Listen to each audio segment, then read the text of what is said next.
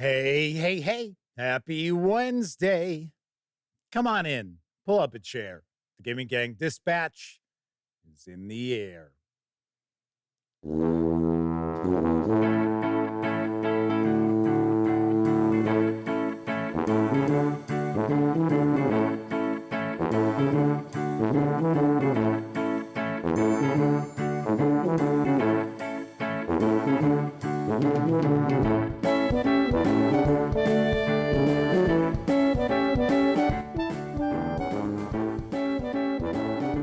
Howdy, gang, and welcome once again to the Duct Tape Studios. I'm Jeff McAleer, your host, here at the Gaming Gang Dispatch, brought to you by, incredibly enough, not only thegaminggang.com, which I happen to be the founder and editor-in-chief, but also Roll for Combat. Zoinks!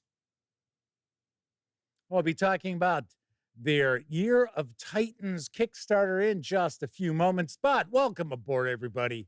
Tonight is Wednesday, December 4th, 2024. This is live stream number 1128. If you're not familiar with the show, let me point out, super casual around here. Just hanging out, talking about the latest in tabletop gaming news. And then I normally pontificate about a topic related to our hobby.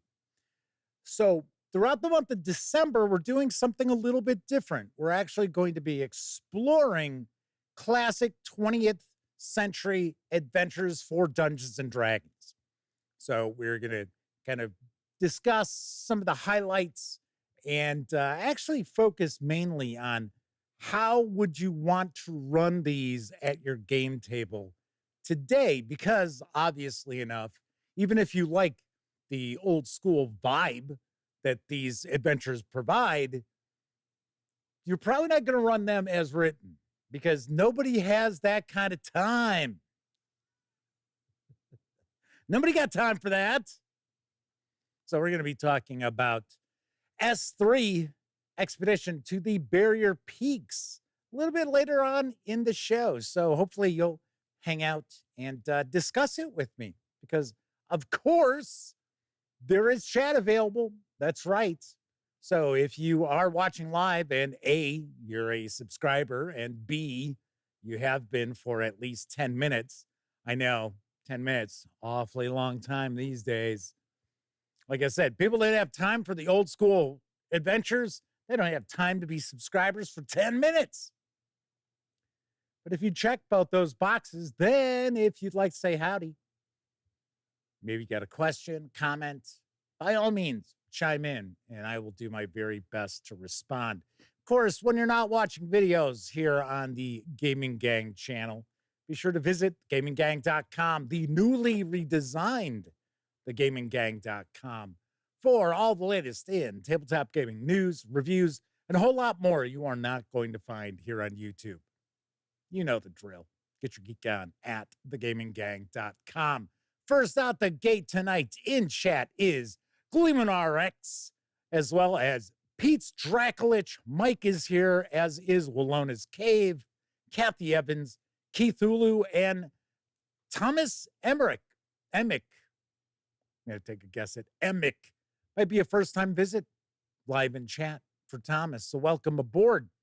And I would not be shocked if the lovely and talented Miss Sarah D is pulling a Bella Lugosi in Plan 9 from outer space.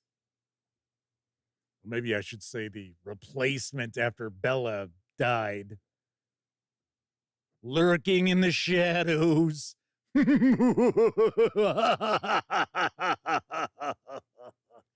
that Sarah D laughs like that. I'm just trying to be spooky, which I don't know why I would. It's December. I should be ringing like jingle bells, sleigh bells, things like that. Anyway, wouldn't be surprised if Miss Sarah D is with us.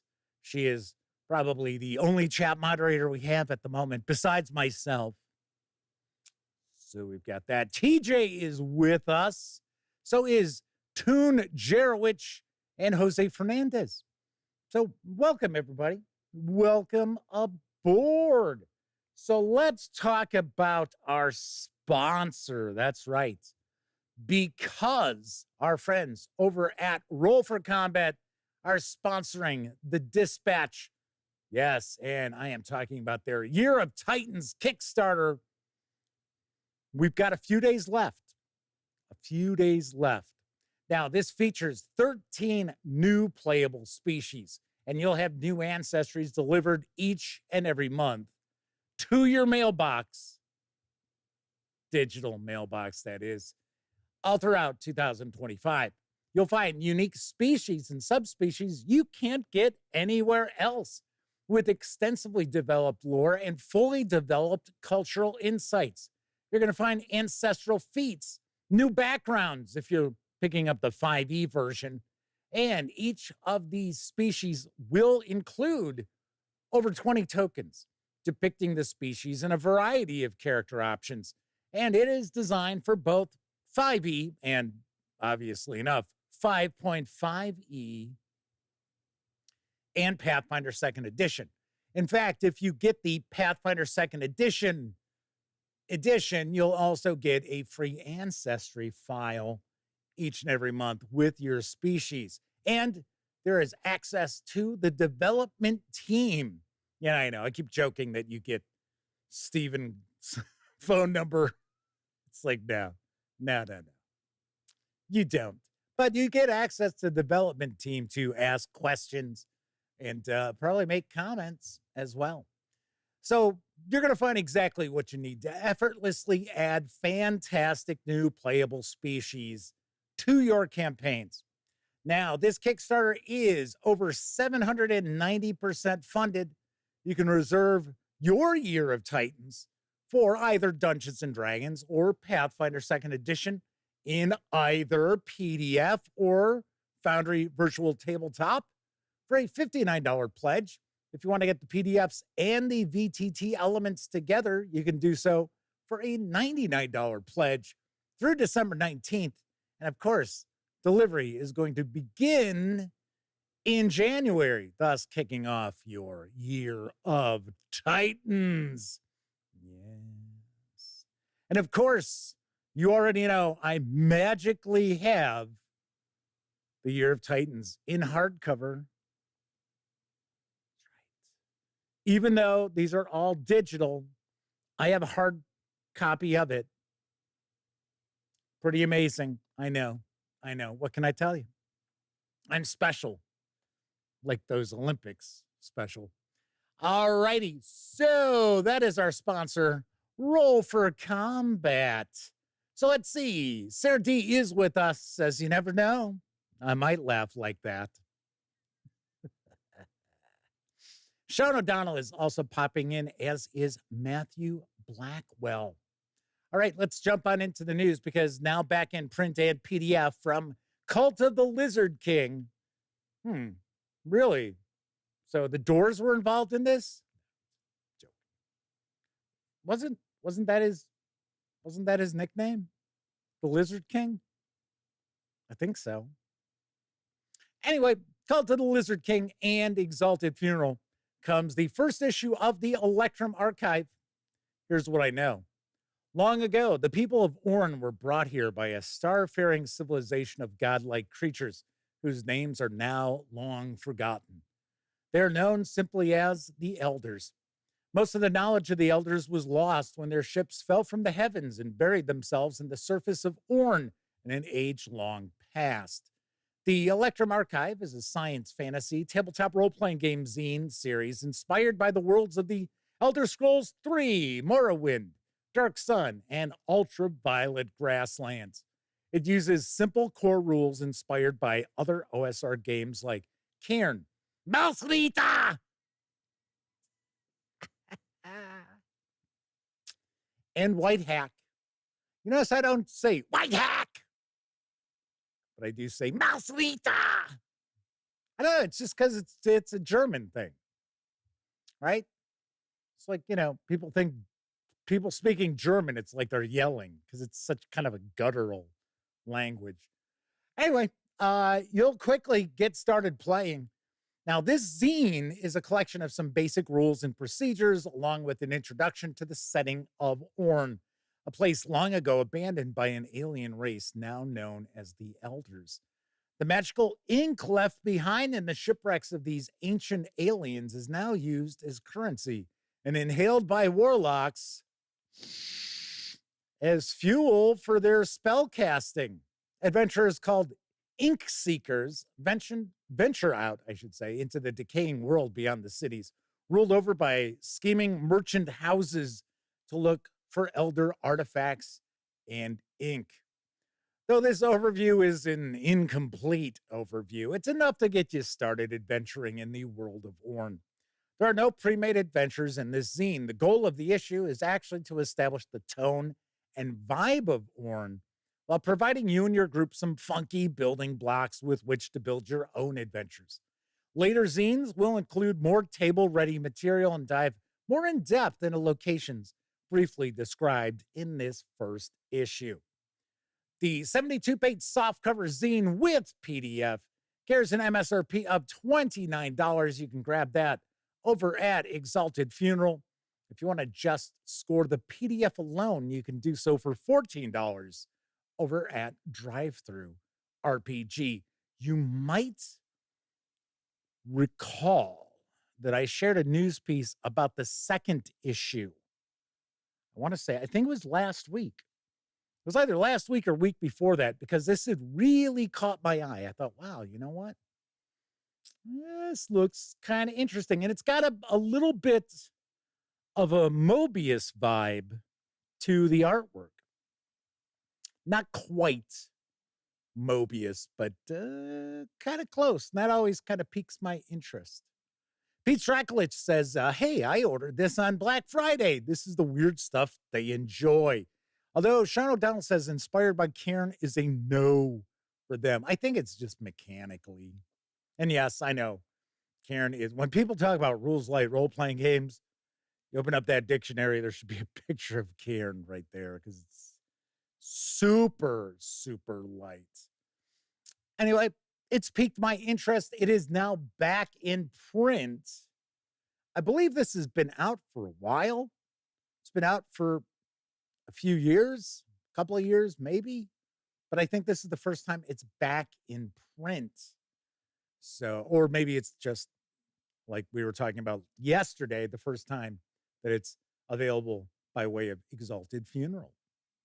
Sweet. Very nice. Moving right along, Monstrous Menagerie 2, Hordes and Heroes, is now up on Kickstarter for EN Publishing. It's doing quite well. I've got the scoop.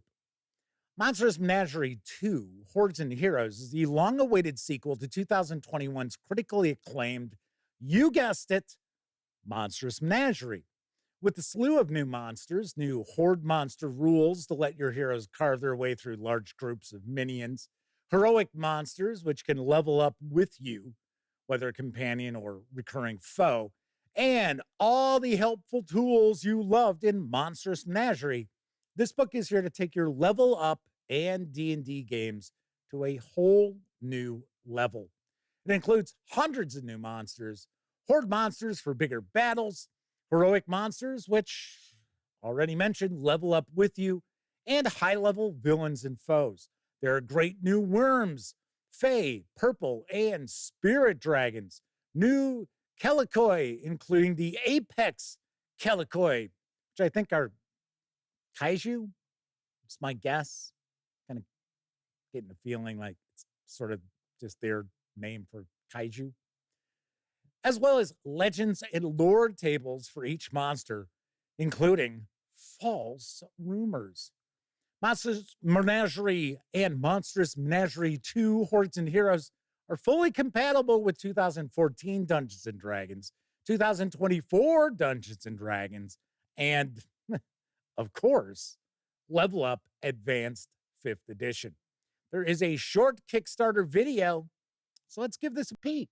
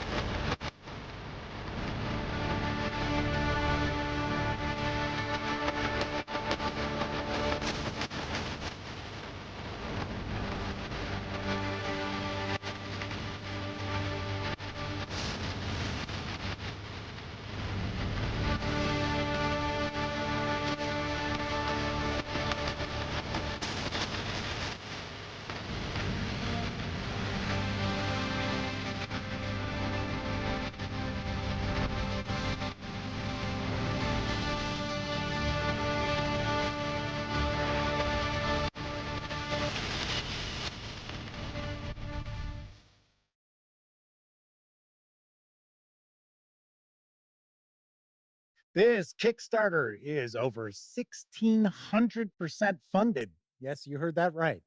You can reserve a copy of the Monstrous Menagerie 2 Hordes and Heroes. I keep wanting to say Monstrous Menagerie 2 Electric Boogaloo. Hardcover in PDF for a pledge of approximately $70. Of course, keeping in mind EN Publishing's across the pond, so it's the exchange rate thing. Or you can grab just the PDF for a pledge of approximately $25 through December 12th. Expected delivery of the PDF, amazingly enough, is going to be later this month. So it's done. It's essentially, that's what they're telling you. This is finished. It's good to go. You just got to figure out how many they want to order from the printer, right? So the hardcover is supposed to follow next June. As I've said before, I would really like to check out Level Up. I know there's a starter set out there. Like I said before, I thought somebody from End Publishing had reached out. I thought we were kind of going to work together. I don't know. I'm not one of, you probably already know this. I'm not one of these people who like, gimme. So I'm not necessarily somebody somebody's like, oh, hey, you want to check this out? I'm like, oh, yeah, sure. And then I never hear from them again. It's not like I'm going to go bang on their door and be like, hey, where the hell is that thing you wanted me to take a look at? Damn it. So anyway, looks pretty cool. Lots and lots of monsters. For some strange reason, I thought it was over 300 or somewhere around 300. I could be wrong, but I thought that was somewhere in the vicinity of the number you're going to find. All right, moving right along. Oh, my buddy Scott Weagle from high school has popped on in to visit with us. Good to see you, Scott. I think I've said hello to everybody who is hanging out with us in chat. Mike says, German sounds great either as super serious or super fluff. Or when someone just loudly says, Mauslita! At least I like that. There is a money-saving offer which has returned on the role-playing game Spire, The City Must Fall, by way of Rowan Rook Decard, as well as Bundle of Holding. And I've got the deets on the deal. Adventurer. The December 2020 Spire bundle featuring Spire, the urban industrial fantasy punk tabletop role-playing game, co-designed by Grant Howitt and Chris Taylor, has been resurrected. In Spire, the mile-tall city of 1,000 gods, you're a dark elf who has joined the Ministry of Resistance movement to overthrow your cruel high elf overlords. Subvert, intrigue, and fight your way from the subterranean levels of Derelictus and Red Row up to the frozen reaches of Amaranth and New Heaven in a superbly imaginative, weird fantasy setting, which was funded in a July 2017 Kickstarter campaign. This revived 2020 offer once again presents much of the Spire line, everything you need to lead your own revolt, for just $12.95. You'll get all 3 titles in this revival starter collection, which has a retail value of $45 as DRM-free PDFs or audio tracks. Yes, some music, including the complete Spire, The City Must Fall core rulebook, plus the free Spire Quick Start, the Strata source book, and 3 campaign frames that get you started playing quickly. Blood and Dust, Edolan Sky, and The Kings of Silver. And if you pay more than this revived offer's current threshold price of $21.90, you'll also get the entire bonus collection with 6 more titles worth an additional $34, including the scenarios and source books, Shadow Operations, Black Magic, Codex of the Deep Spire, Book of Masks, and Secrets Kept from the Sun. Also included are 7 MP3 tracks from Tabletop audio composed as backer rewards for the Spire Kickstarter campaign and not for sale anywhere else. These savings will run through December 16th, and 10% of your payment after gateway fees will be donated to the Diana Jones Award Emerging Designer Program. So, as we were talking yesterday, the Heart bundle of holding is ongoing, as is Spire, and they do have a relationship to each other. Although they are standalone games, you don't need one to play the other, but still. So right now there are 2 bundles currently going on featuring Rowan Rook and Decard. All right, so Chris Lundgren is popping on in. Gleeman RX says artwork in Level Up feels more like D&D than the artwork in D&D 5.5. I will say, I did see a couple of pieces of artwork that I believe are from the Kickstarter we were just talking about, and it was really soft. I was kind of surprised. It was, and it was it was along the lines of what we're seeing in 5.5, where it's kind of, you always got to see the adventuring group sitting around a fire. Oh, okay. What was that? Huh? But yeah, I was kind of surprised because usually I see the Level Up artwork and it's got a little bite to it. Usually there's a lot of action shots, not in the 2 pieces of artwork I saw. So I was kind of like, Gleeman RS says soft, laugh out loud. What I mean by soft is I mean almost like a soft focus that we kind of see from time to time. It's not real sharp, and it's also soft as in boring. So there is that. Tessie Trekkie is hanging with the gang. Says, Heart is great. I loved my blood witch who turned herself inside out into a bone, an entrail spider beast every time she took damage. All right. Okay. Pretty sweet. Pretty sweet. Yes, I have heard good things about Spire. I've also heard good things about Heart. So, and I'm kind of curious if the Chris Taylor, who's a designer on this, is the same Chris Taylor who used to design board games. He did some stuff for like Victory Point Games back in the day. In fact, Nemo's War is probably his best known. I wonder if that's the same Chris Taylor. Kind of curious. Kind of curious. All right, moving right along. Following on a very successful Kickstarter, Goodman Games has released Grimtooth's Old School Traps for your choice of Dungeon Crawl Classics, or as in Old School Adventures Reincarnated Volume. In fact, it's Volume 8. Here's the skinny. Goodman Games presents Grimtooth's Old School Traps. This tome contains over 150 classic traps, fully developed for Dungeon Crawl Classics role-playing game rules, or obviously enough, if you're getting the reincarnated volume, it's going to be for 5e. It could not be any easier to get these death traps to your game table. Inside, you'll find Delver Dicers, Character Crushers, Adventure Anxieties, Minion Munchers, Hero Haranguers, and much more to protect your dungeon treasures. All crafted by Grimtooth, the Trap Master Troll himself. Grimtooth's Old School Traps is an homage to the classic books, Grimtooth's Traps and Traps 2. This 150 plus page hardcover, I think it's 152 to be exact, includes the aforementioned over 150 curated traps, presented with those DCC rules for the first time. In addition, you'll find essays from industry luminaries recounting the impacts of these traps on both characters and the game industry over the decades.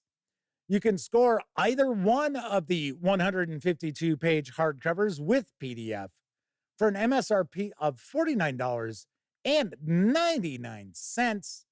Or if you just want to grab a PDF alone, you can do so over at Drive-Thru RPG for $34.99. Gotta be honest, I would really prefer to see that price a bit lower for the PDF, because you figure you can get the hardcover with the PDF for $50, and it's 152 pages. I don't know. You're looking at 50 cents a page. Okay.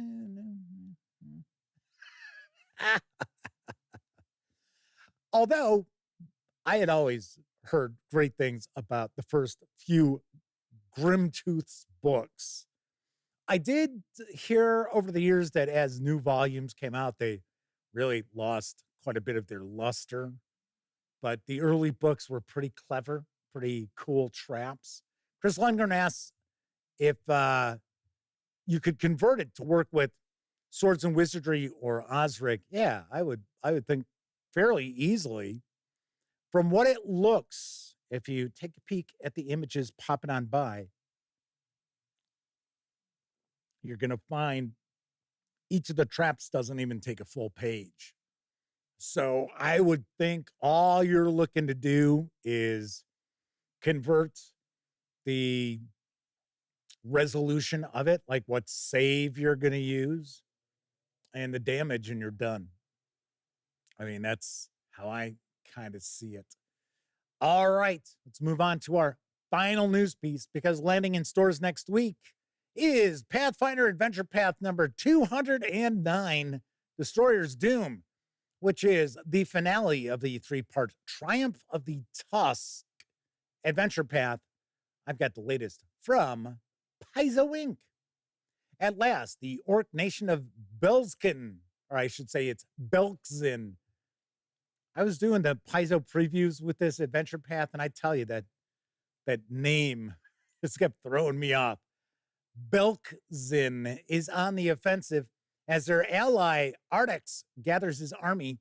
The player characters scout ahead to clear the way and infiltrate Wyvern Sting, capital of Orc traders. To sneak into the city, they must liberate the Drowning Sands orcs and borrow boats able to cross a quicksand sea.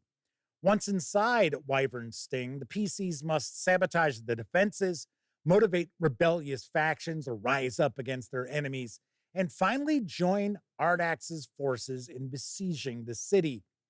Yet when the dust clears, the PCs identify the roots of the undead uprising that's ravaged the land, a haunted divinity that dwells high in Belkzin's mountains. Destroyer's Doom is an orc-focused Pathfinder adventure for 4 9th-level characters.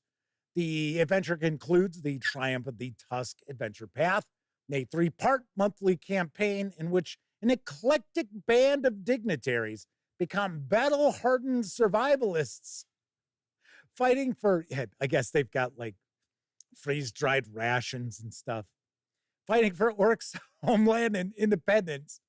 This volume includes opportunities to continue the adventure and exploration of orc faiths, a gazetteer of the treacherous city of Wyvern Sting, new magic items, and an assortment of new creatures that haunt Belkzin's mountains and silt seas.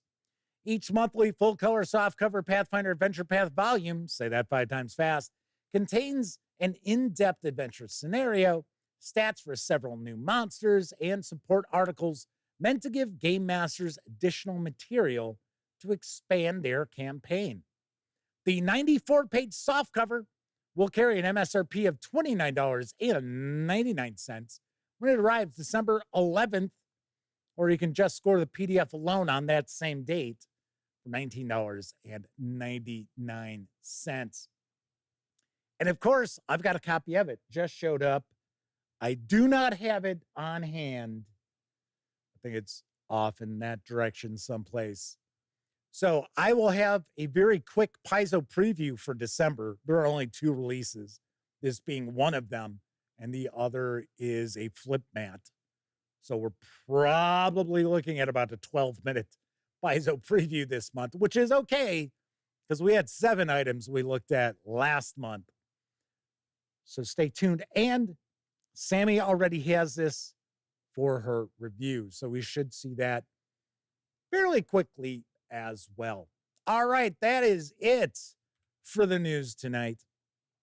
Now, earlier I was talking about Drive-Thru RPG. Don't forget, the Gaming Gang, thus the Dispatch, is affiliated with the One Bookshelf sites. So if you are going to go visit Drive-Thru RPG, Storyteller's Vault, Dungeon Masters Guild, I don't know why I couldn't get that out of my mouth last night. The hell did I call it? Game Masters Guild? Something like that. War Game Vault, what have you. Please stop by thegaminggang.com. First, click on one of our banner ads. That way, if you happen to make a purchase, I'll get 5% of that sale. And all those nickels, dimes, and quarters really do add up and help keep thegaminggang.com around. Should also mention our friends over at Kobold Press are going to be offering 20% off PDFs over at Drive-Thru RPG through the holidays.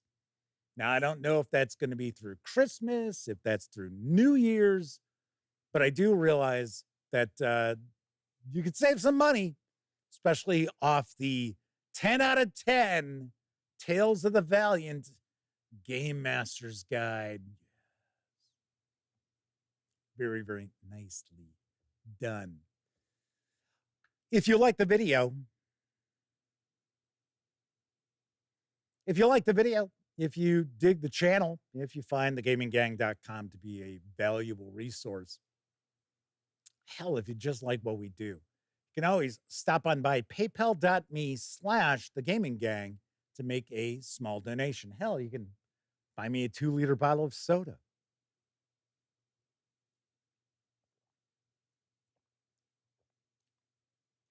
Balsrita! I mean, damn, that's good.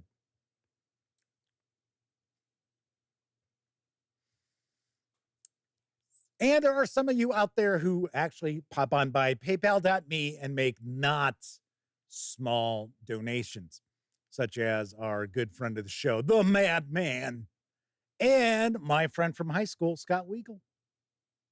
But I really do appreciate all of you who use the banner ads and or stop on by paypal.me/thegaminggang.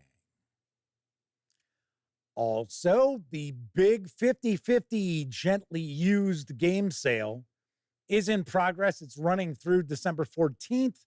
There are still about 200 items which are available.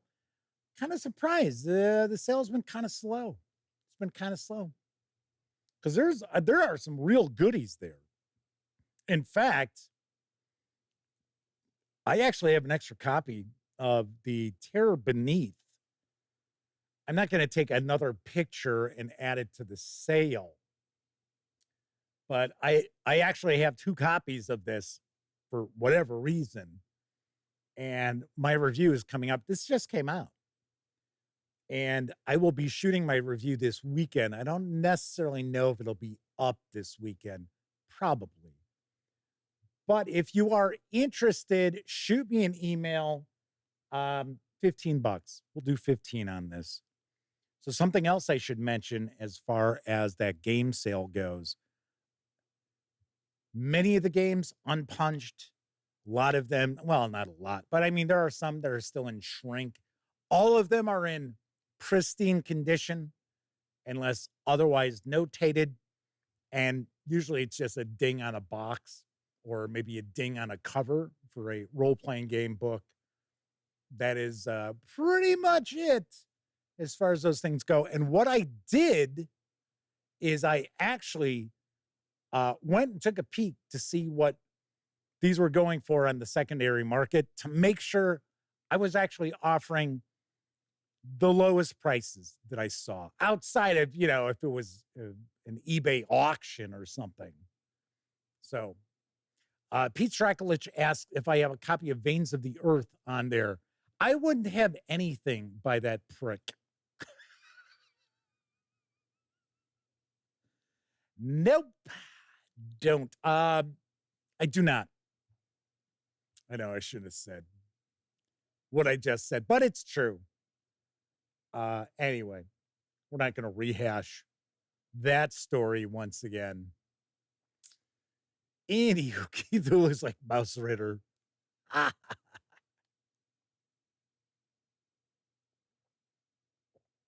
All righty. So we are going to be diving on in. We're going to be talking about Advanced Dungeons and Dragons S3 Expedition to the Barrier Peaks in just a few moments. Before we get to that, though, I did want to mention something. Just something I ran across, right? No, it's not like, oh, gosh, got to talk about this, right? Dice Tales is with us in chat. Link for the sale. Go to thegaminggang.com. Can't miss it. Can't miss it. It's one of the top trending articles that are on there. There's a little ad there. So, yeah, Keldon pops in and says, I just get here and Jeff's firing shots. Oh, no. Oh, Tessie Trek says, tell us what you really think of Lamentations. I don't have any issue with that. No. That's not who I've got an issue with. God, I can't remember that dickhead's name. The guy who was, well, we're not going to get into this. I don't have any problem with Raggy. It's like, whatever,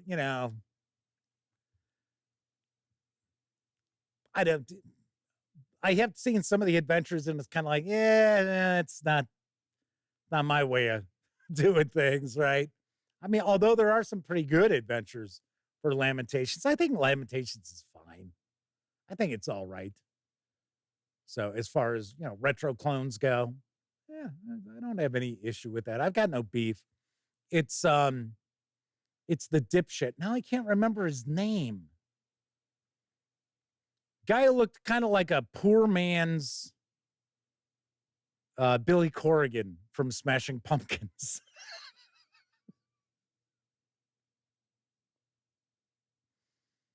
Anyway, Chris Lundgren says, only issue they ever had with Barrier Peaks, it's very high level.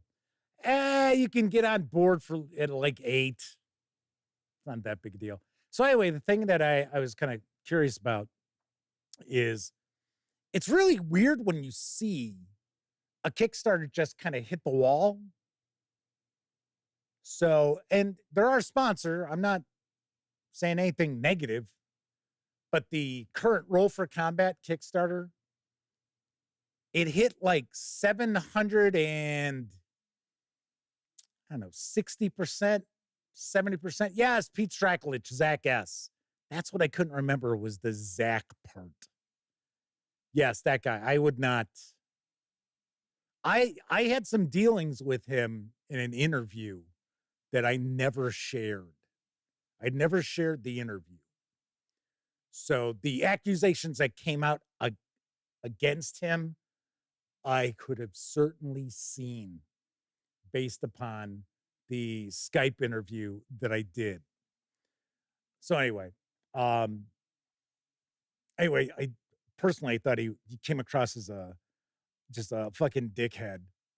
I mean, just a really self-important, and I was like, sitting there, I was kind of like, yeah, we're talking about games, right? It's like, come on, man. It's like, anyway, so people can change, I guess. Well, I don't know. Anyway, but no, I don't have any of that stuff. I do have a copy of Lamentations sitting down below. So I actually did pick up a copy years ago because I was curious. I had heard good things about it. Anyway, so it was kind of weird. So this is like what? A little more than a week ago, it hits like 770%.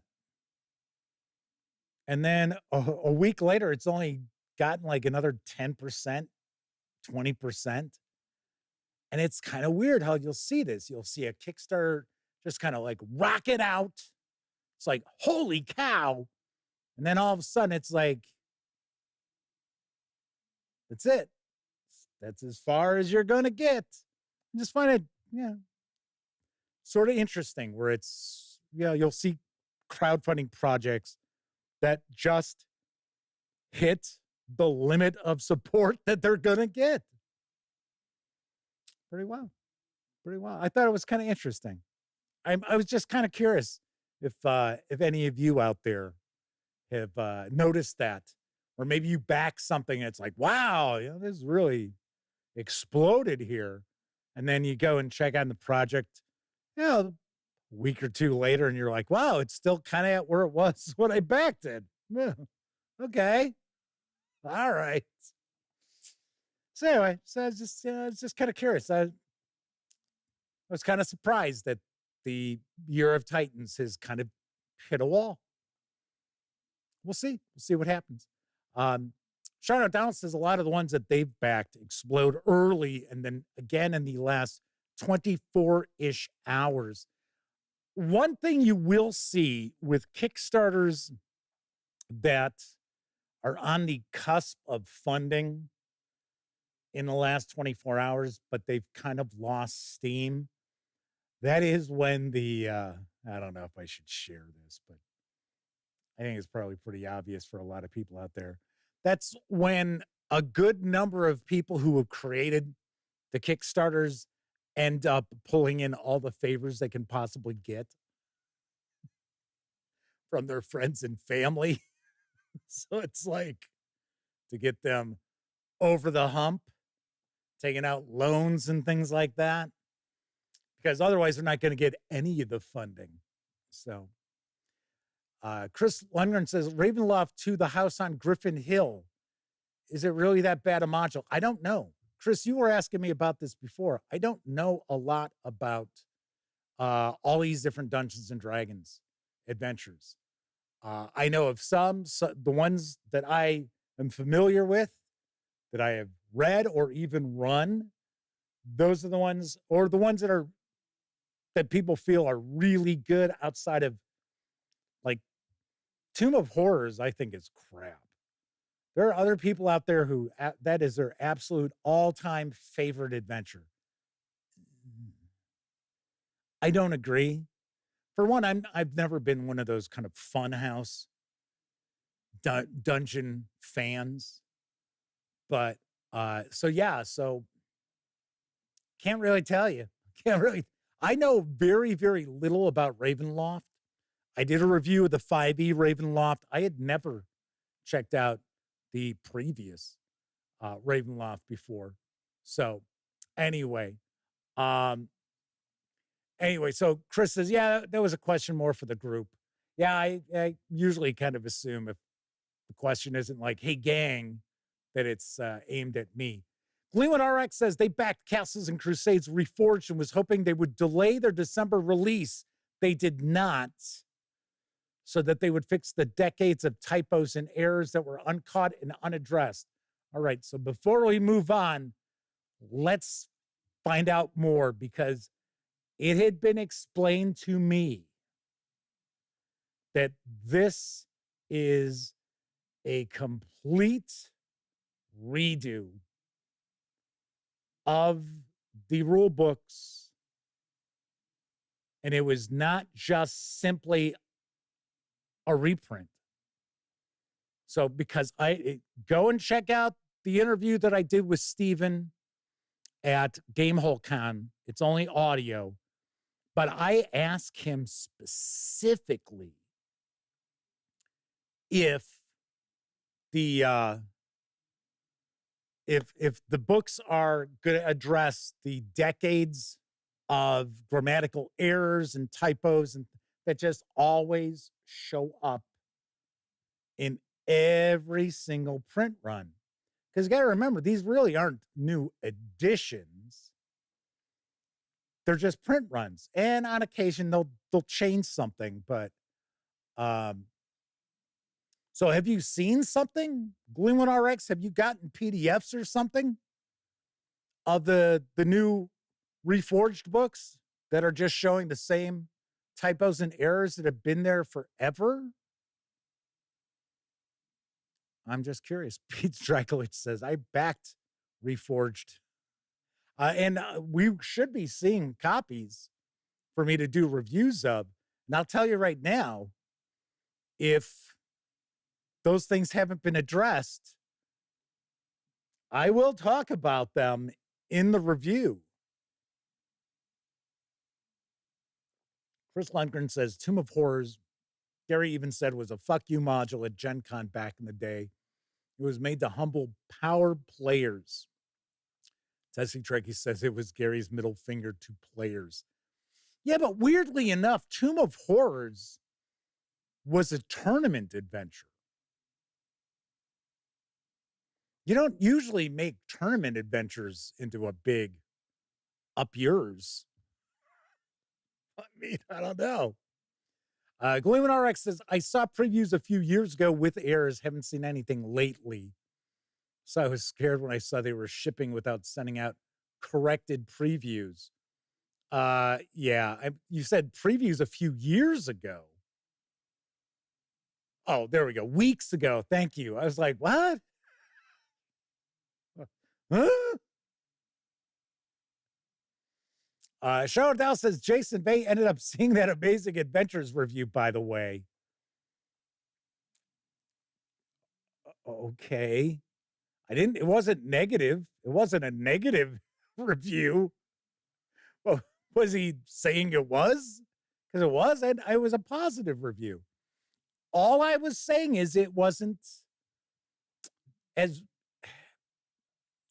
see, they present it as multi-genre. Shodell said he had some notes. You mean he had some corrections for me? Is that what you're going to say? Anyway, it was still more focused as a pulp adventure role-playing game, which is what it was originally. And they were talking about it was the second edition was going to be more along the lines of a Fate or a Savage Worlds or, dare I say, GURPS.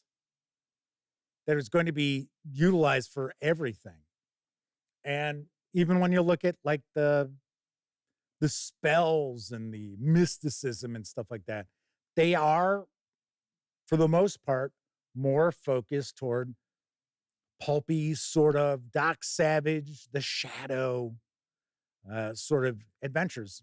So I don't know. Dicetail says they would have never made it out of the first room at Tomb of Horrors. Their brain just doesn't work right for that.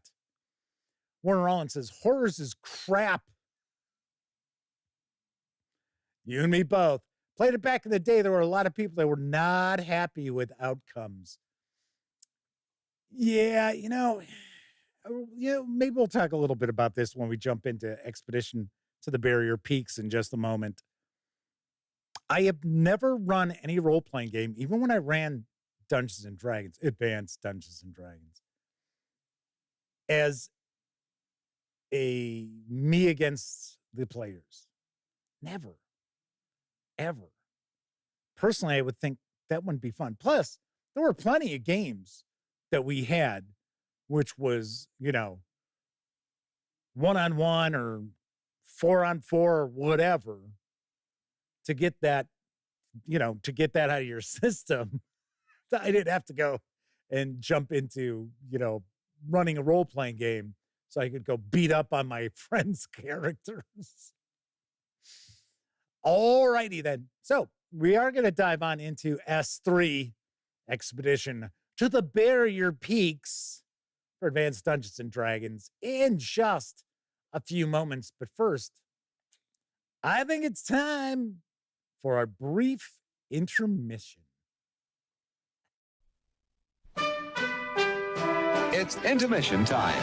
Time for that stretch you've been wanting. You'll find our snack bar chock full of good things to eat and drink. Tasty, tempting hot dogs, thirst-quenching soft drinks, fresh, crunchy popcorn. You've plenty of time, so visit the snack bar now. If anybody loves trains, it's me, Johnny Cash. You know, if your boy's under 10 like mine is, he needs a big Lionel like this Black River Freight. Lionel also makes HO gauge trains for older kids, like this Burlington 181. But for smaller hands, the big Lionel is easier to handle and put on the track. This Christmas, get your boy a train that's built for the way young boys play. A big, rugged Lionel. Lionel, the big train for small hands.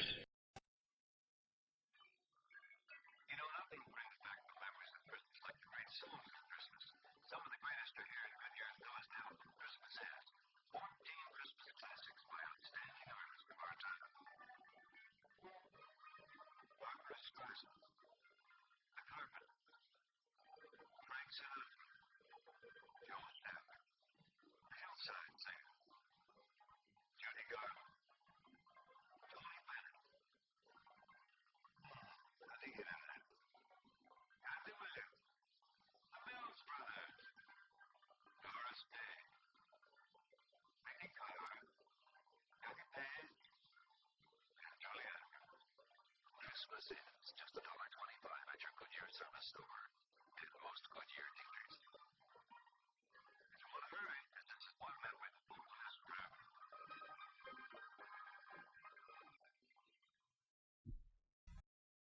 Have a cup of Wilkins instant coffee? Wild horses couldn't make me. Okay, give me a cup. Christmas is a time for closeness, and closeness is what Norelco razors are all about. The shiny new silver rotary razors in cord and rechargeable models with 36 blades, 9 closeness settings, and no gotchas. And the Ladybugs, the ladies' razors that really work. And the Ladybug Salon, a ladybug razor plus 11 grooming attachments. Norelco, even our name says Merry Christmas.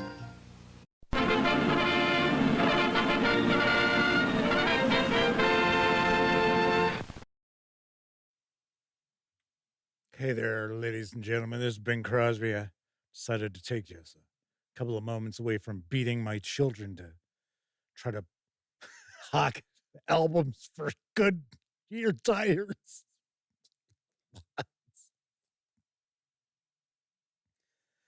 I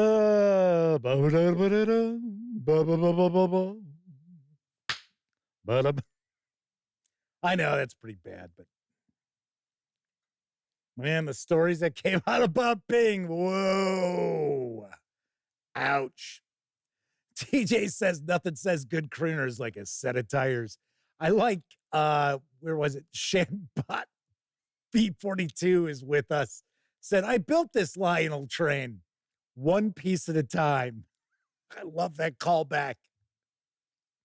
Nicely done. Good song, too. I got a kick out of that song. Raven's with us. They said they hate they missed the review of Horror on the Hill. Well, got to keep in mind, these really aren't reviews. We're exploring these adventures. So we're kind of discussing the adventures on a whole, talking a little bit about the history of the adventure, how I would probably approach running these at my game table these days, because there are a lot of aspects, and we're going to talk about some of the aspects of Expedition to the Barrier Peaks, which just will not hold up for a modern gamer or a modern game table, because people just don't have the sort of time available to them anymore. Anyway, so let's see.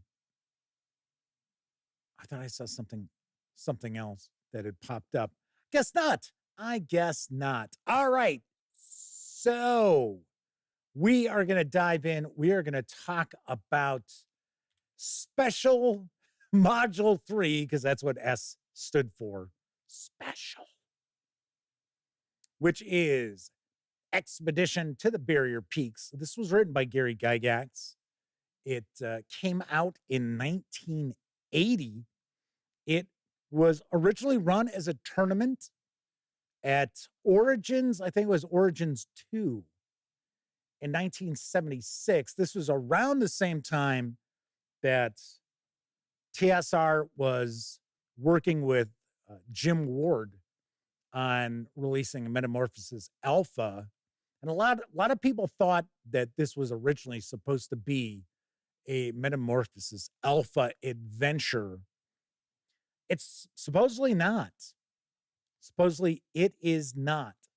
And this ship that this takes place on is not supposed to be the Warden from Metamorphosis Alpha. So it's important to keep that in mind for this as well. I think it was also run as a tournament. I think it was at Gen Con in 78, thereabouts. So Chris Leonard asks, does it not have tournament format as well? I don't recall this actually having, like, there is another adventure where, and it came out later. It came out later than 80. And it's like an expanded adventure. And then it also shows what was the tournament. So there are like entries there's some sort of mark on it that's showing it. Okay, so this was the tournament. Because I was really curious, how long did these tournaments go on for? Because some were like single session tournaments. They weren't multi-session. I guess it was like 4 hours still. So I would think you'd have to like race through stuff. So rather than just talking about this adventure, we're actually going to take a peek inside the Original Adventures Reincarnated Volume 3 from the fine folks over at Goodman Games. And we're going to take a look at the original module, which is included in this book. Sadly, I don't think you can buy this anymore outside of the secondary market. So last I heard, I think this goes for like $200. So the reality is, if you're interested in running Expedition to the Barrier Peaks, you got a few options. You can buy the PDF over at Drive-Thru RPG, which I think is $6.99. It is one that is not available as a print on demand. And I think it's because of this is one reason. If you wanted to run Expedition to the Barrier Peaks for 5e or 5.5, you can pick up the, hell is it called? Infinite Stairway? Quests of the Infinite Stair. One of the more recent D&D books. My understanding is they did a 5e port of Expedition to the Barrier Peaks, which is actually also in this book, just a different conversion. So Pizza Acolyte says, Goodman Games honors the tournament modules today. Wizards of the Coast does not. That's it. The Slaver series has, in fact, we're going to be talking about the Slaver series maybe next week, because Tuesdays and Wednesdays were throughout December. Just for December, we're going to be doing this kind of a series, just hanging out. Once again, got to keep in mind, it's not a review. Something else you can do is you could probably take a look at the secondary market. Go take a peek at eBay or Facebook Marketplace, maybe. Keith Lewis says they got the original module at half price books many years ago. Yeah, I wouldn't think you'd get it for a bargain price or anything like that. All right. So inside volume 3 of Original Adventures Reincarnated, there are actually the first 2 print runs of S3. So there were 7 in total. So one of the things I didn't really care for the early editions of Original Adventures Reincarnated was that some of them, like Keep on the Borderlands, I swear it's like 3 copies, 3 print runs of Keep on the Borderlands in the book before you get to the 5e conversion. And it was sort of like, really? I don't need that many. Because they're always like really super minor changes. They weren't like major changes. So this is for characters levels 8 to 12, Expedition to the Barrier Peaks has a pretty interesting history to it, and it is also a very divisive adventure. Some people absolutely love S3 and other people despise it. Some people say, oh, it ruined the AD&D because this was like science fantasy, because it introduced science fiction elements into Dungeons and Dragons, which basic D&D later on actually dipped its toes into science fantasy quite a bit, whereas AD&D didn't really. Now, funny enough, I ran this. We never finished it, which was not unusual, seeing that I was, 12 when I read it, maybe 11. So it's like, so that's not a shocker. And of course, it was probably, I do recall we were kind of racing through it. So there is that. But like people will be like, oh, you got science fiction in my fantasy. You got fantasy in my science fiction. Kind of like the old Reese's commercials. Thing is, I don't remember people. Now, granted, this is 1980. It's not like I was like plugged in with all these like college players and stuff like that. So yeah, so I was 12 years old, right? So I was a pretty smart 12-year-old kid, and I was talking to some of the seniors at Northwestern who were playing Dungeons and Dragons, and no. But I don't remember people being pissed about this. I remember most people, and when I got into high school, and if Scott is still hanging out with us in chat, I'm kind of curious what he remembers of this adventure, because I don't remember people complaining about this. I remember people actually really liked this. So, don't know. Bradley Thorpe's with us. Says, hi, Jeff. Just want to let you know your videos have convinced me to purchase every AD&D book I can find. Thanks for the inspiration. Well, might turn out to be a kind of a pricey thing, so you may not want to be thanking me. Your wallet might not be. Scott says, yeah, at the time it was liked.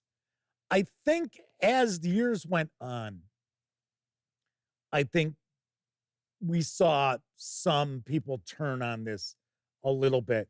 So what is the premise of this adventure? Well, I'll tell you.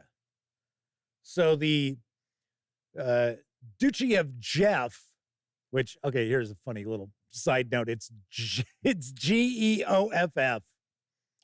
I can't tell you how many years I went not realizing that that's pronounced Jeff.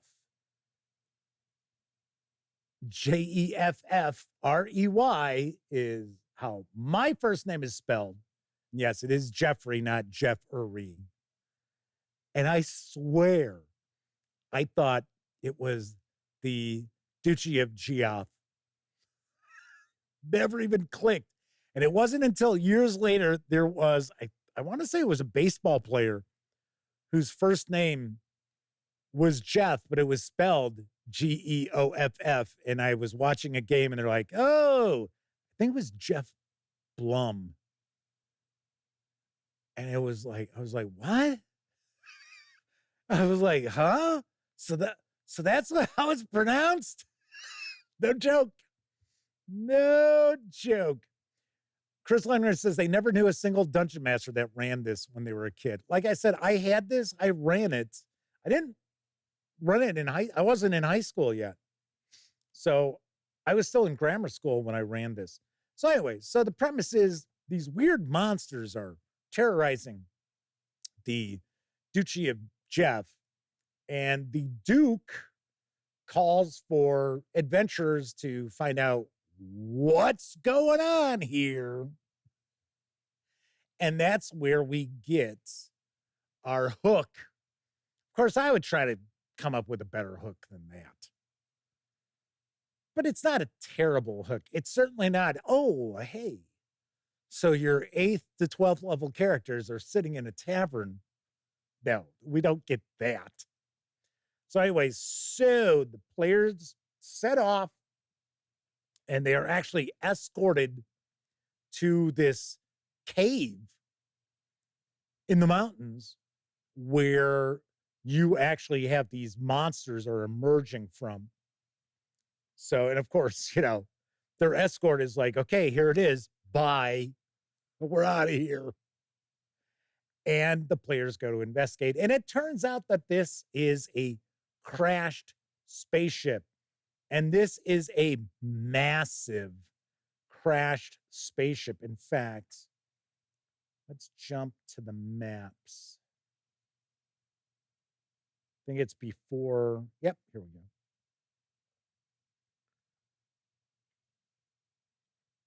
So we get into our maps here, and as you can see, all these different rooms. So we've got the different levels.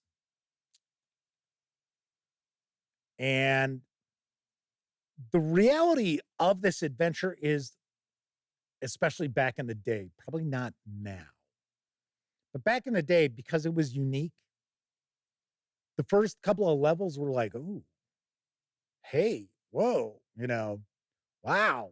Plus, you figure this is 1980. It's not like we had a ton of science fiction pop culture references that we could refer to.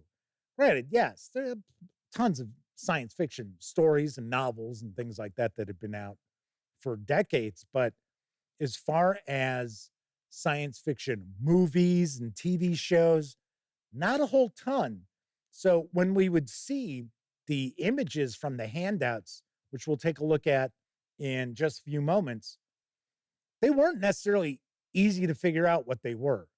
Nowadays, looking at them, yeah, it's pretty obvious. Oh yeah, that's obviously some sort of a weapon and so forth.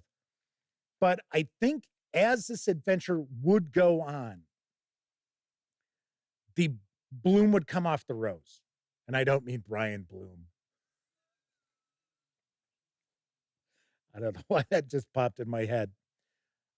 I think the newness of it would kind of wear off. And part of it, I think, is because of how many empty rooms there are. Now, this was a tenet of dungeon delving in old school adventures. Not every single room, and I personally, I do like this, is every single room doesn't have to contain something. It can just be a storage room with junk, or it could be an empty room or a bedroom where everything has rotted and everything's dilapidated from age and, you know, humidity or whatever, right? Every single location doesn't have to have a shiny object to interact with or a monster to fight with or a creature to parlay with. And I like that. But you're also looking at, like, because there are hundreds of rooms, many of them being empty or being the same exact thing. So if you were playing this as you were supposed to play Advanced Dungeons and Dragons and you had your mapper, then, you know, your mapper is having to draw all this stuff out. And it would get, pretty boring where it'd be like, okay, well, the next room you go into, okay, so it's 15 by 10 and there's nothing. There's nothing there. Yes, we do have Gary Gygax's initials on level 2. That is one of the famous little Easter eggs in here.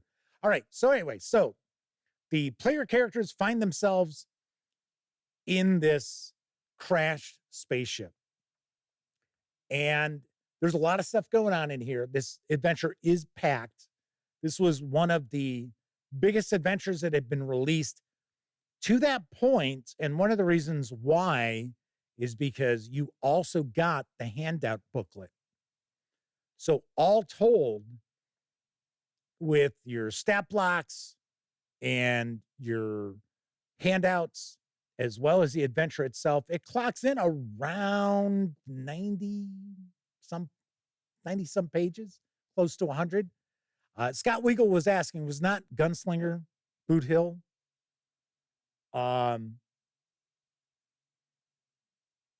don't know. I mean, Gunslinger was an Avalon Hill board game. And then, of course, Boot Hill was, well, the first edition of Boot Hill was far more like battle simulator than role-playing game.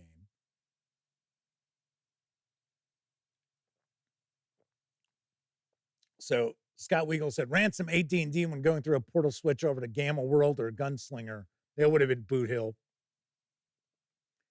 With same character kind of handicapped being in a future world. Yeah, I could see that. W. Ford says, don't get your fantasy mixed in with my sci-fi. Don't get your sci-fi mixed in with my fantasy. See, and I think at this point in time, when this was created, when this was being used as a tournament module in 1976,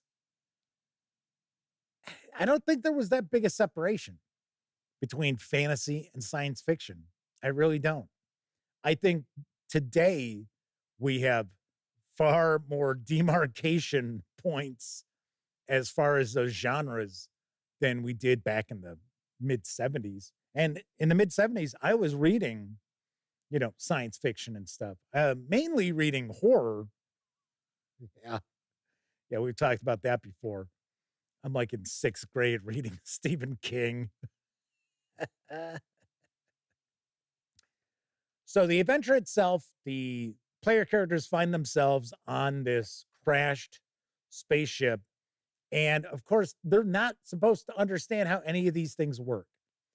And another aspect of this adventure is that there are various different colored key cards that the players are finding that open certain doors, which would have involved a lot of backtracking for the characters originally. I don't think that holds up. I don't think that holds up very well as far as modern sensibilities, because I don't think a modern player would be too thrilled.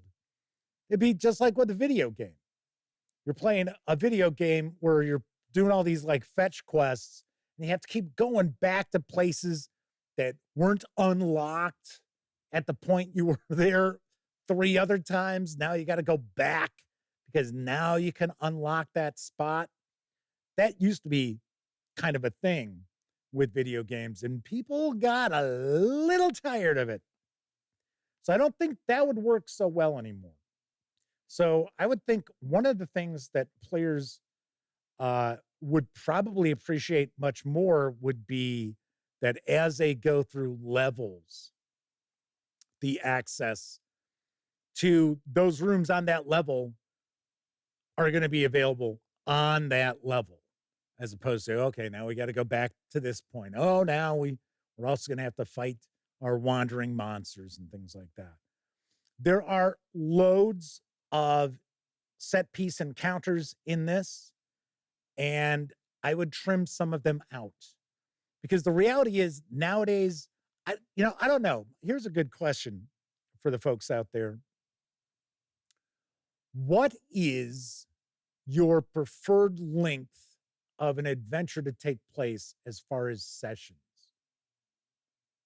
I would think, now I'm not talking about a campaign. I mean, because most people string together adventures into a campaign, but an adventure itself, what do you prefer to be the number of sessions that you can complete it? Because I would take a guess, it's probably around 4, maybe 5. I certainly don't think it goes any further than that. So now I'm not asking how many hours, I'm talking about how many sessions. So TJ says they get together once every couple of weeks, maybe 4 or 5 hours with breaks. Right. I get it. I'm not asking for hours. I'm not asking the length of your session. I'm saying, how many sessions do you prefer your adventures to run? Gleeman RX says 5 sounds good.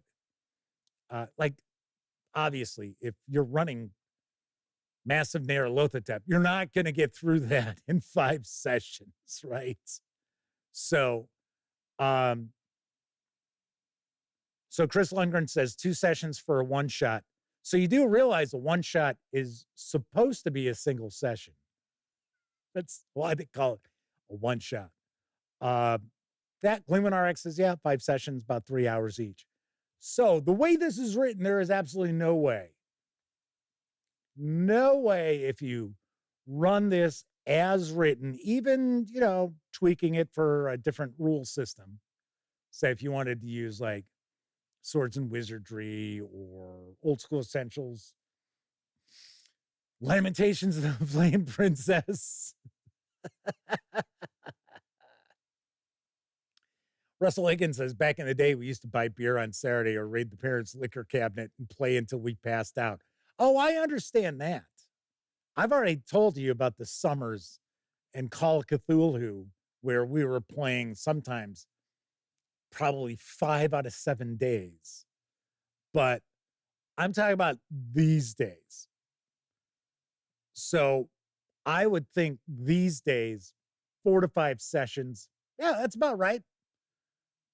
No way you'd get through this and that. So what I would recommend is cherry pick the cool stuff out of this. So in my opinion, the coolest aspects of Expedition to the Barrier Peaks are going to be the Vegapygmies. I think that's how it's pronounced, which are kind of these, they're, I guess they'd be like almost like goblins, but they're far more difficult than that. We also have the Froghemoth, which is actually right here. That is the Froghemoth. We've got the Mind Flayer. We have the various different robots and androids. There are the android. I want to say that they're kind of almost like calisthenics instructors that beat the shit out of the characters. Definitely got to include those. You want to keep the garden level, probably trim some of the encounters out of that. What everybody refers to as the wolf in sheep's clothing right here. I got to be honest. I don't know if this holds up. Because keeping in mind, this is supposed to be your handouts. So you had a booklet of handouts, and it was actually made so you could fold it so you could show the players the image, and the dungeon master was supposed to put their thumb or finger over the number here. Just why? I don't know. I mean, I do know why. They said it, so that they wouldn't get an idea of like the room number or anything like that. Like that mattered. But the dungeon master was supposed to share the image. And this was something that, if I remember correctly, and I'm sure if I'm wrong, you'll let me know in chat. I think it was something they originally rolled out in Tomb of Horrors. And it was supposed to be the player character's kind of POV. So somebody asked a bit ago about, does this take place in Greyhawk? Yes, it does. The Duchy of Jeff is kind of your giveaway for it. But yes, it is supposed to take place in Greyhawk, which actually came out, the box set came out after this. I think that also came out in 80, but I know for a fact it came out after this did. So anyway, so this is what they're supposed to see. They go, oh, look, it's a bunny-ish thing. He's so cute. Let's go see it. And then it's really this monster that this is just, it's just your bait to get you over there. And funny enough, most players would just blow that thing up anyway. They would just hack and slash it because they're murder hobos on a crashed spaceship. That's what you do. It moves, you kill it. That's all that there is to it. I don't know if I would include this. I don't know if I would. So there is some thoughts, if you're familiar with this adventure and you're watching live, let me know in chat if you would include the wolf in sheep's clothing, as people like to refer to it as. Or, of course, if you're watching this after the fact on Memorex, let me know in the comments section if you would keep this in or if you would just toss it. So here we've got those androids that are like the calisthenics instructors that pound on the player characters. Here are some of the items that they find. Now, interestingly enough, your players would have to kind of role play this because, well, first of all, if they're not familiar with this, don't tell them that this is what you're running, because of course, a lot of them are going to be like, oh, okay, I'm going to take a look. I'm going to go take a look to see what I can find out about it. So most people would think that this is either like a TV screen or like computer screen. And I'm trying to remember, I think this is, if I remember right, this is a healing device. I don't remember this being a weapon. Maybe it is. I know this is. That's like the laser pistol. This is like the laser rifle. We've got grenades. That's another of the guns. We have, I think this is the fire extinguisher, if I remember correctly, right here. Oh, Russell Higgins says, oh, yeah, that's right. It is a ray gun, but it's not a laser gun. It's a ray gun. Sharon Donald says, if I included, I'd tease them first with rabbit creatures that aren't monsters, but don't look exactly the same as the lure. Like maybe they wouldn't have the little buds, the little buds of horns there. W. Ford says, I never trusted rabbits after that Holy Grail quest. See, that's the thing that pops into my head, too, is one of the, somebody at the table, you show them that, and they're like, here comes one dead rabbit, or whatever the hell they say to start things off. Run away, run away.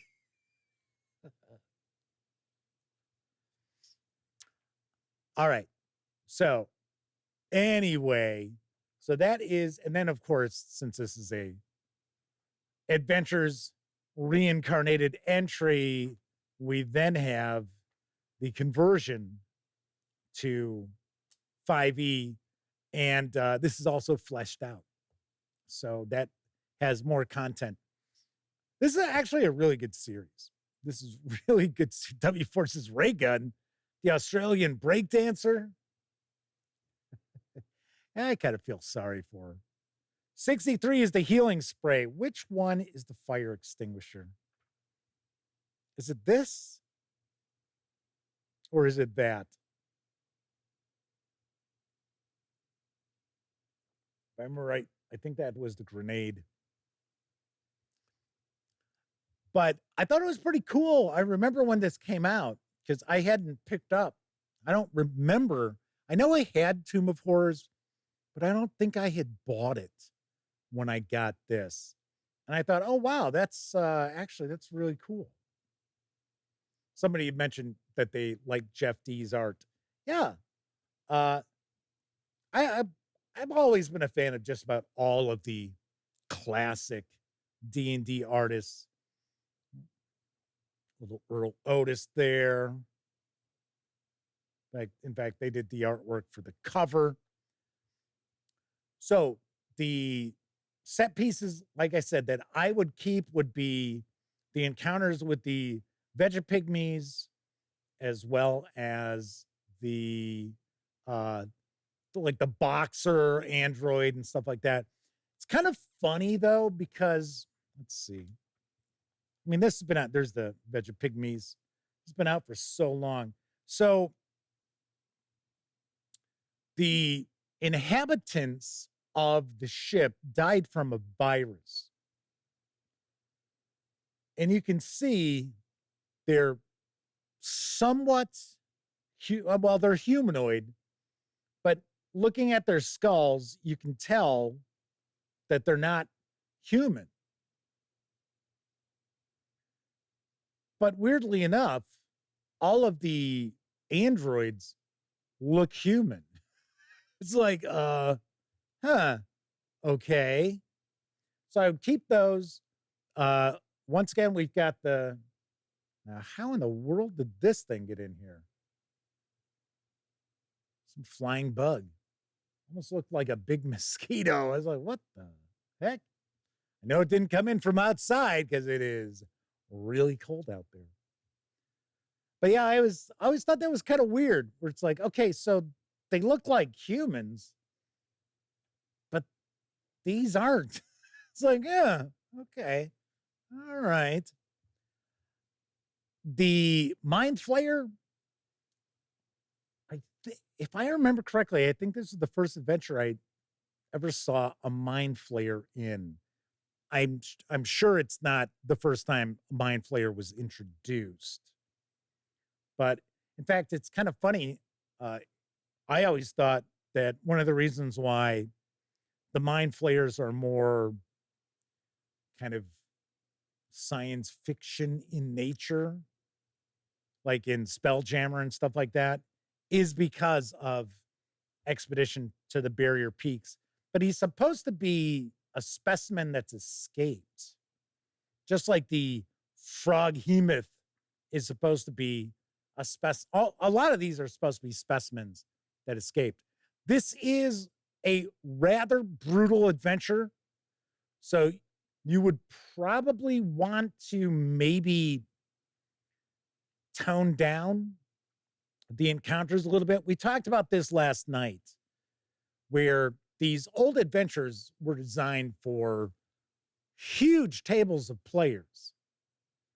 And nowadays, you're lucky if you've got 4 players and a game master at your table. So you do need to tweak the numbers on some of these encounters where you're rolling randomly to see how many combatants there are. There are some good opportunities for players to actually be clever to avoid combat, but there are some encounters that it's just going to boil down into combat. So nothing that you can kind of get around. Also pretty cool interactivity with the items that you can find. Now, speaking of the various different items, I know one of the complaints about this adventure, at least later, was that, oh, well, it ruined Dungeons and Dragons because then the player characters had all these really powerful pieces of equipment. But the thing is, they only have so many charges. And some of these things can't even be charged on the ship. Like there's power armor that you can use for about 10 minutes. And then that's it. And it can't be recharged on this ship. So I think some dungeon masters out there they are probably the same sort of dungeon masters who, when a character gets a wand of fireballs, is like, well, yeah, it's got 20 charges. It's like, what? It's like, huh? All righty. Anyway, so like I said, what I would look to do with this is essentially trim out some of the excess, I will also point out that Dyson Maps has some revamped maps for S3 that are actually really nicely done and are far smaller. So your players wouldn't be spending so much time investigating empty rooms or rooms that really don't have anything exciting going on. Russell Higgins says, as they recall, the frustrating thing was once you entered the top door, it closed behind you. You had to find the exit. Yes, and one of the exits we see is this. I always like this piece of artwork. It's like, get out of here. Yeah, I could see that. I could see that being a problem, especially if you were a dungeon master who doesn't allow players to rest in a dungeon. I mean, there are dungeon masters that way back in the day that no, sorry, you had to leave the dungeon. You had to go back someplace like as your base of operations to rest and recuperate there. So that I could also see. Funny enough, last night's adventure as well as tonight's adventure, neither one of them has a good place for the characters to go and rest and replenish, because this is a mountain area that's off in the distance. It's not near the Duchy of Jeff. And then last night's is on the other side of a mile-wide river. So it's kind of like, all right, okay. All in all, I've always liked Expedition to the Barrier Peaks. I have never had a problem with the fantasy getting in the science fiction and the science fiction getting in the fantasy. Never had a problem with that. And as far as the advanced technology, something else, did I miss it? Or I think maybe I shared it. The flow chart for the players to figure this stuff out, I thought it was pretty cool. Maybe it's, there we go. So we have, and this kind of reminds most people of Gamma World, because Gamma World had kind of a similar approach. So you had simple non-lethal items, complex non-lethal items, simple lethal items, and then complex lethal items. And you'd be rolling dice to see how the flow went. So I like this. I thought that was kind of cool. And it was one of the good ways for the players to role play not knowing what these things were, right? So come on.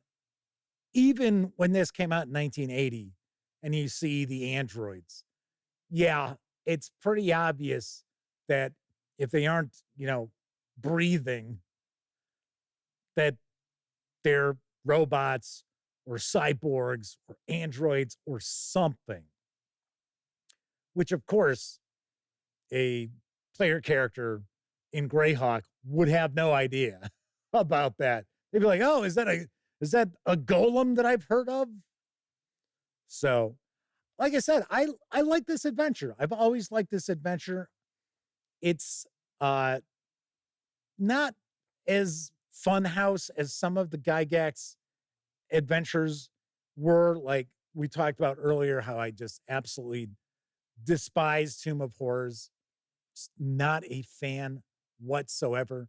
This is not of that nature, but it is not an easy adventure either. And if you don't make some adjustments to just like the numbers of encounters and number of creatures that the characters are going to run up against, that they have no way of circumventing or parlaying with, then you could see some pretty easy total party kills taking place. So keep that in mind. W. Ford says, early on, I used to be annoyed by non-fantasy elements in their fantasy games. Psionics and Dungeons and Dragons? No way. But I've learned to open my mind to the endless possibilities you can find in gaming. I remember one time talking about just weird stuff. I was running a game where the player characters were astronauts, and the players thought that the game was actually going to be a science fiction exploration game. And I basically turned it into a Planet of the Apes, but they weren't apes. So they were uplifted animals.